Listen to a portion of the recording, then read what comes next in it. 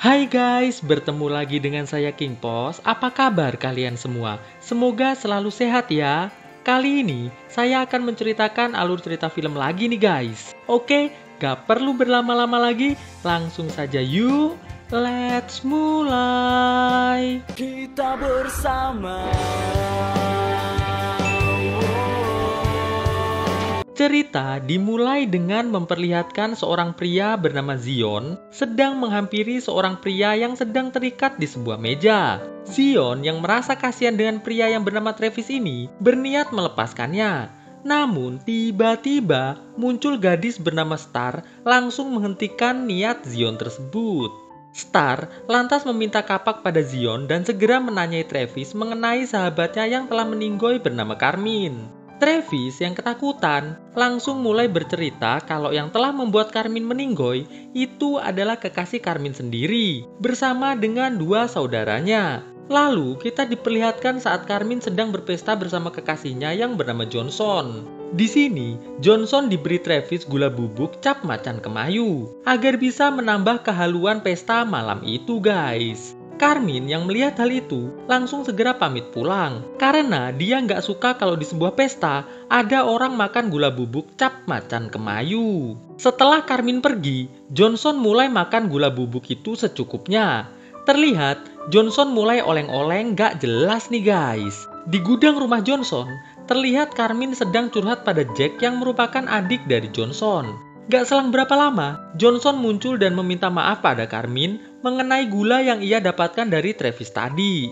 Johnson lantas mengajak Carmine untuk minum es teh cap kuda nyengir yang telah disediakan oleh Jack di atas meja. Gak selang berapa lama, muncul adik Johnson satu lagi bernama Danny yang langsung mengajak semuanya untuk mulai minum es tehnya. Namun di sini, tanpa sepengetahuan Carmine, kedua adik Johnson ini mencampur salah satu es teh dengan gula bubuk cap macan kemayu nih guys. Tanpa rasa curiga sedikit pun, Carmine pun langsung meminumnya. Alhasil Carmine yang semakin oleng-oleng langsung diaselolejos oleh Johnson dan adik-adiknya nih guys. Esok harinya, Carmine terlihat menulis surat untuk Star yang mengatakan bahwa ia kini sedang ingin bundir saja.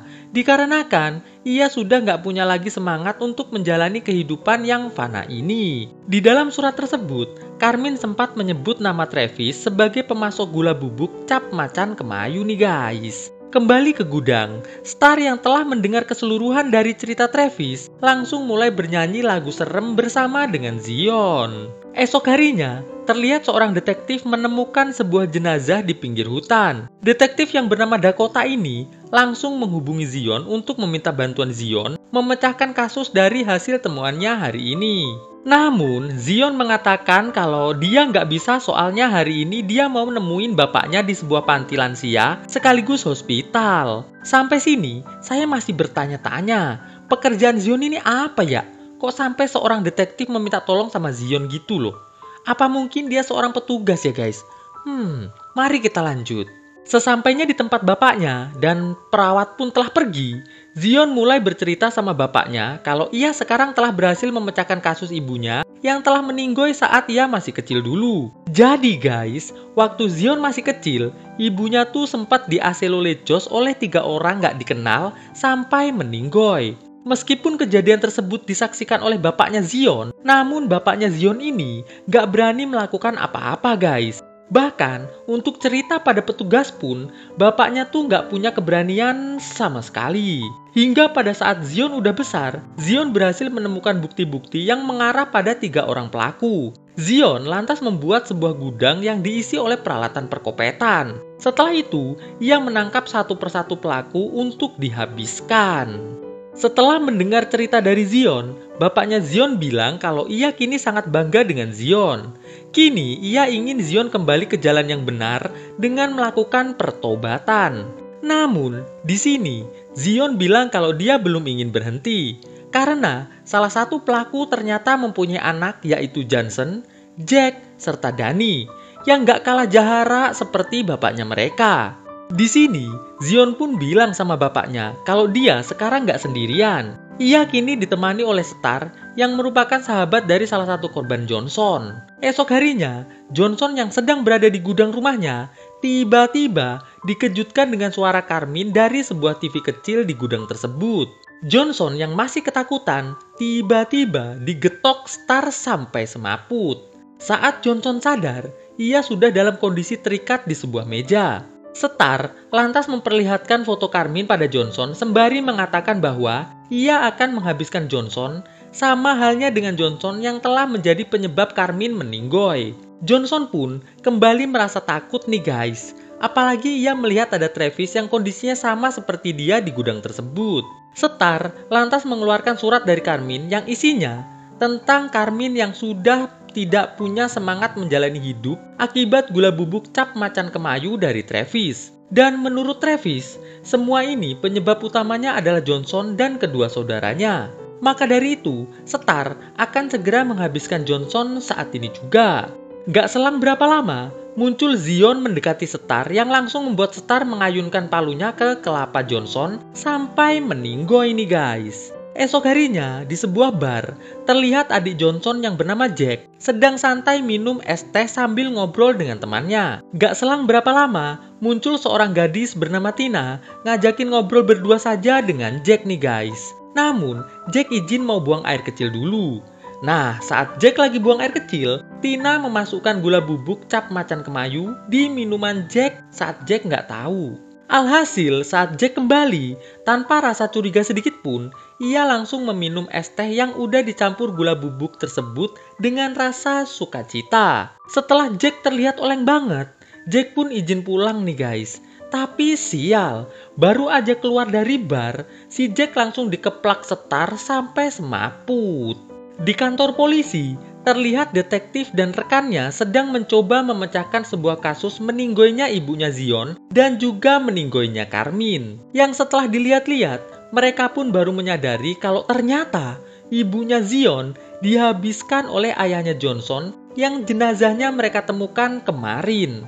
Tapi di sini mereka masih bingung nih, siapakah pelaku yang sebenarnya?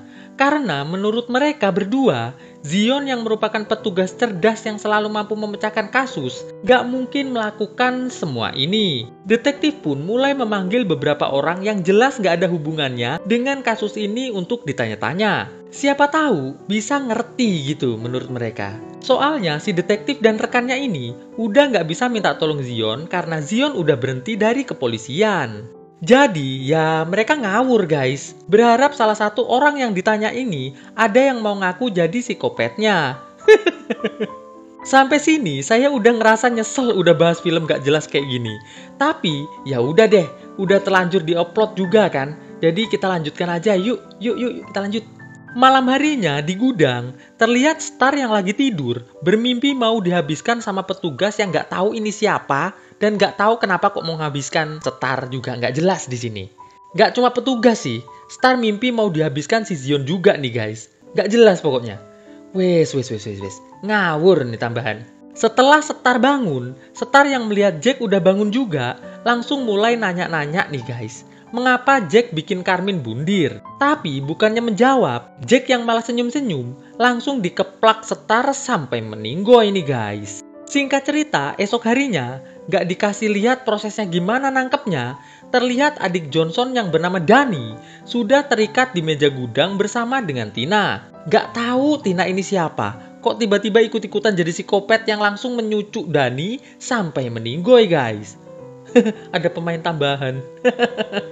Nah, setelah itu, Tina dan Star sekarang fokus pada Travis yang dari tadi cuma bisa ampun-ampun doang. Dan tanpa banyak cakap lagi, Star dan Tina pun langsung menyaset kedua tangan Travis sampai meninggoy.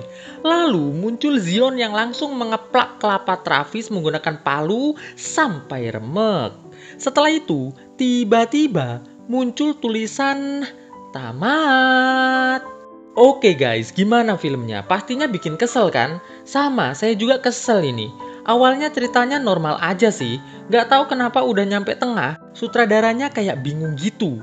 Filmnya mau diarahin kemana? Dia bingung kayaknya guys. Ya udah deh, terima kasih udah nonton video ini sampai selesai. Jangan lupa terus saksikan video-video updatean terbaru dari channel ini ya guys.